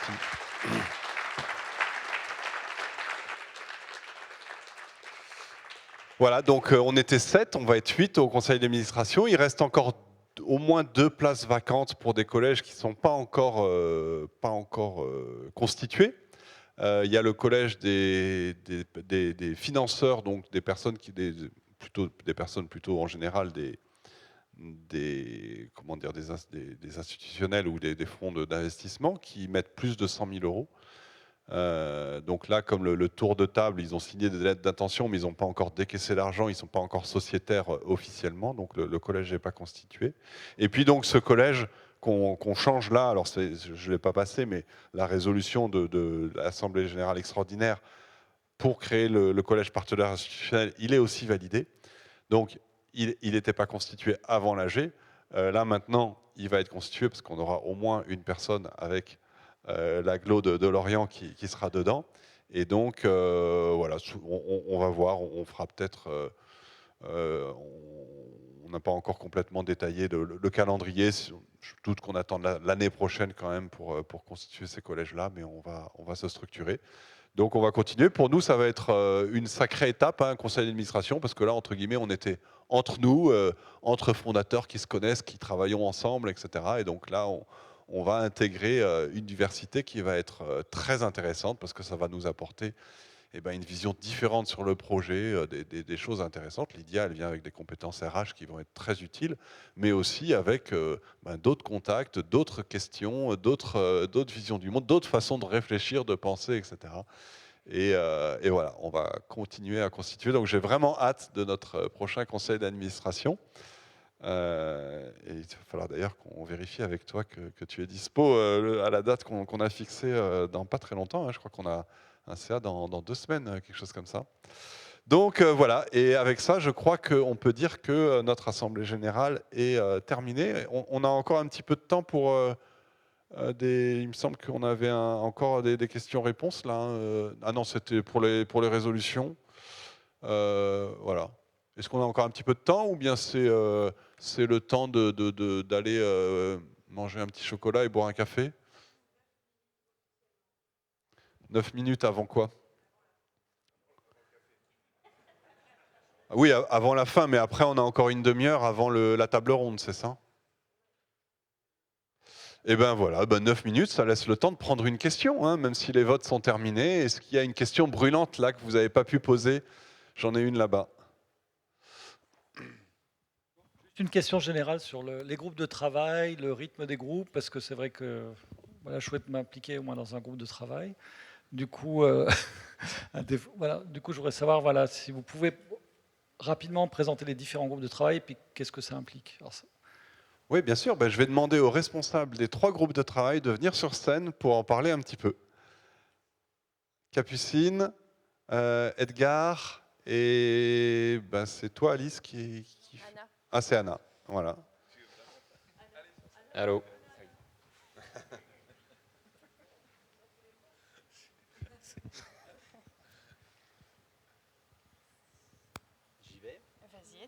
Oui, bonjour tout le monde, bonsoir. Donc moi c'est Edgar, je suis responsable du groupe de travail développement commercial. Et donc au sein de mon groupe de travail, on réfléchit, on se creuse un peu les méninges pour savoir comment accélérer et consolider le développement commercial de WinCop. Donc aujourd'hui, il y a 4 personnes de mon groupe de travail qui sont là. Il y a Jochen, Elwan, Auguste et Catherine, que j'ai vu aussi. Donc n'hésitez pas à leur poser des questions aussi, si vous avez envie de rejoindre ce groupe. Et voilà, on travaille sur... je ne vais pas dire sur quoi on travaille, pour le moment c'est secret. Mais on en parle tout à l'heure en off. Quel teasing, Edgar. Donc moi, je m'occupe de la communication. Et donc, on est 10 aujourd'hui dans notre groupe de travail. Et l'idée, c'est de développer les meilleures stratégies pour les différents leviers de communication dont nous disposons. Donc, on va étudier la presse, quels sont les sujets qu'on peut aborder pour essayer d'avoir des articles. On va réfléchir à l'événementiel, comment développer un maillage territorial pour impliquer chacun des sociétaires dans leur région, identifier les événements clés et impliquer les sociétaires pour qu'ils y participent et qu'ils représentent WinCop. Donc voilà, nous, c'est un rendez-vous mensuel, d'ailleurs comme les 3 autres groupes, donc c'est 1 heure par mois. Voilà. Merci Capucine. Du coup, moi, c'est Anna et je suis chargée de vie coopérative et c'est moi, avec Nils, qui m'occupe du groupe de travail maritime.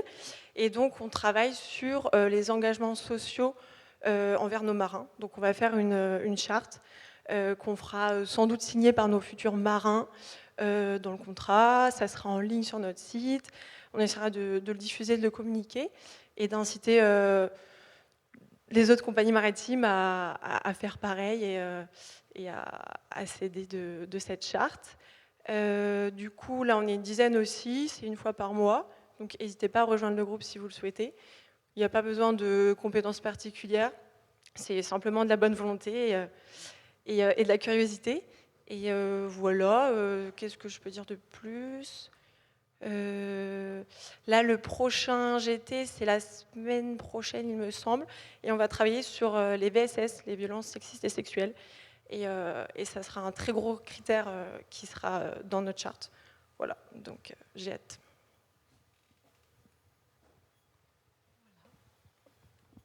Des questions ?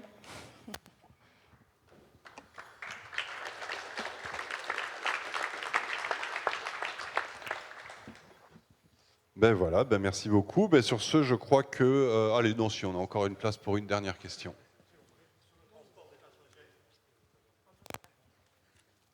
Alors, on va faire passer un micro. Anna, tu peux que les gens qui sont à distance entendent la question, parce que sinon, ils ne vont pas comprendre. Non, savoir si vous avez des infos supplémentaires sur les passagers, comment ils sont logés. D'ailleurs, 12 personnes, ça suppose quelques sacrifices sur les espaces. Et puis, est-ce que vous avez déjà des perspectives de passagers embarqués ? Et combien ça coûte pour faire ça ? Si vous avez suivi, on a fait un concours en fin d'année dernière et on a eu une gagnante pour un billet pour aller à Madagascar. Donc, on a déjà un premier client. On peut voir sur les plans qui sont affichés là, on voit les cabines, ça s'appelle PAX, PAX sur le plan pour les passagers. Ce sont des cabines pas très grandes, c'est des cabines doubles, donc il faut soit venir en couple, soit accepter de partager sa cabine avec quelqu'un. Ça va vraiment pas être de la croisière de luxe, mais ce sera quand même une expérience intéressante. En termes de prix, on n'est pas rentré complètement dans le détail, il y a encore plein de questions à se poser. Mais on sera quand même aux alentours d'une centaine d'euros la journée. Et donc, comme il faut 30 jours pour aller à Madagascar, c'est quand même un voyage assez cher comparé à l'avion. Et c'est malheureusement souvent le cas, que l'avion, ça reste un des transports les moins chers sur le longue distance, mais pas le plus écologique. Donc, la façon dont on voit ce transport-là, c'est vraiment du transport, mais surtout une expérience. Et là, de se dire, non, des voyages comme ça, peut-être on en fait une fois dans une vie, peut-être 2 fois, et on part au moins 4 mois, quoi. Parce qu'en fait, si on veut faire l'aller-retour en bateau, il faut faire 1 mois à l'aller. Le bateau, il repart tout de suite, donc ce serait dommage de repartir tout de suite sans profiter de Madagascar. Il faut attendre, tant qu'on a qu'un seul bateau, il faut attendre 2 mois qu'il revienne, et puis 1 mois de retour. Donc c'est un voyage de 4 mois. Donc c'est vraiment voilà, l'expérience d'une vie avec un sacré budget pour faire l'aller-retour. Mais je pense que dans le futur, le tourisme, il faut qu'il se développe vers quelque chose comme ça. C'est plus les vacances tous les ans en avion, à toute allure, mais quelque chose plus dans la durée. Voilà. Mais on n'a pas beaucoup plus avancé. Il y a encore pas mal de questions à se poser, effectivement, sur les différents niveaux d'équipement. Entre autres, une des questions qui va se poser, c'est la connexion Internet sur les bateaux. C'est pas facile tout le temps, à moins d'accepter de prendre Starlink et de travailler avec Elon Musk. Ça va être une question qu'on va être en droit de se poser pour avoir de l'Internet, parce que pendant un mois, on est tous habitués au télétravail et ça pourrait être une solution. Ou alors, il faut se dire, non, c'est un mois justement de coupure complète. Enfin, voilà, ça c'est des questions. Peut-être qu'à un moment donné, il y aura un groupe de travail très intéressant à faire sur le transport de passagers.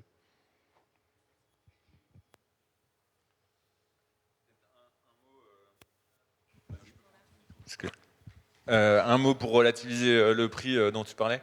Juste que si vous décidez de partir le 1er juillet pour passer un mois sur le bateau et que vous arrivez à la fin du mois, vous n'aurez pas fait toutes les dépenses que vous ferez si vous restez à terre du 1er juillet jusqu'au 29 et que vous prenez l'avion le 30. Donc relativisez aussi le fait que vous êtes nourri logé sur le bateau pendant un mois. Et donc les 100 € par jour, en fait, c'est même pas nous qui avons fait un calcul, c'est que c'est les prix qui sont pratiqués aujourd'hui par les compagnies maritimes qui embarquent des passagers. Donc aujourd'hui, même CMA CGM embarque des passagers et c'est les prix qui sont pratiqués en général entre 100 et 120 € par tête et par jour. Voilà. Donc c'est. Ouais, tout à fait. Voilà. Et sur ce, je vais vous. Ah, il y a une question là-bas. J'aurais juste une dernière question. Bonjour. Je voulais savoir où vous en êtes dans la sélection des chantiers navals. Alors si, je vais vous dire en 2 mots. On a le plan que vous voyez là, c'est ce qu'on appelle un concept design. C'est-à-dire il y a le plan du bateau détaillé, mais vous voyez c'est des traits quoi. C'est des traits, c'est des symboles. Les tables elles sont représentées par des symboles. C'est pas le vrai dessin de ce qu'il y a. À côté de ça, on a un certain nombre d'estimations de tonnes d'acier, de choses comme ça, qui ont permis à plusieurs chantiers qu'on a consultés de nous donner un prix, comment on appelle le prix budget price, voilà, un prix budget, entre guillemets, sur lequel on se base pour avancer. Mais maintenant, pour qu'ils nous donnent le devis définitif, il faut qu'on fasse une phase de plan détaillé, où là, par contre, on va passer en revue clairement tous les équipements. Voilà, c'est à la fois une liste de courses et des plans détaillés. Qui vont permettre au chantier de nous faire un devis définitif. Donc là, l'architecte est en train de travailler. On espère avoir ces plans là dans les semaines à venir. Et il y a beaucoup d'échanges avec les chantiers en même temps. Donc vraisemblablement, ils pourront nous donner, dès que les plans seront terminés, un prix définitif très rapidement. On va rentrer dans les vacances, on va prendre quelques semaines de retard, mais vraisemblablement, on aura le prix définitif sur plusieurs chantiers en septembre, je pense qu'on peut vraiment dire ça, fin août, début septembre. Et là, il y a encore une petite phase de négociation, parce qu'il y aura des options dans ces prix, type de moteur, voilà, il y aura différents niveaux de qualité, et il faudra qu'on arbitre encore un certain nombre de choses. Et puis, voilà, nous, on espère vraiment très fort pouvoir signer là en début d'automne. Voilà, en tout cas avant la fin de l'année, parce qu'après, il y a encore quelques questions. On vous a dit qu'on avait tout le financement. On a la partie capitale et la partie prêt bancaire. Mais pour le prêt bancaire, on a besoin d'une garantie. Et ça, la garantie, ça dépend de quel chantier le fait. Donc il y a des choses qu'on va pouvoir vraiment... Enfin, on a déjà fait les approches préliminaires, mais derrière, passer en commission, des choses comme ça, ça va pouvoir se faire qu'à ce moment-là. Donc encore quelques petites questions qui peuvent faire prendre encore un petit peu de retard. Mais on en est là, ça avance, on a des chantiers très motivés avec lesquels le courant passe bien, les échanges sont fluides. Le prix budget price qu'ils nous ont donné sont des fourchettes qui passent dans notre budget, donc on est très confiants.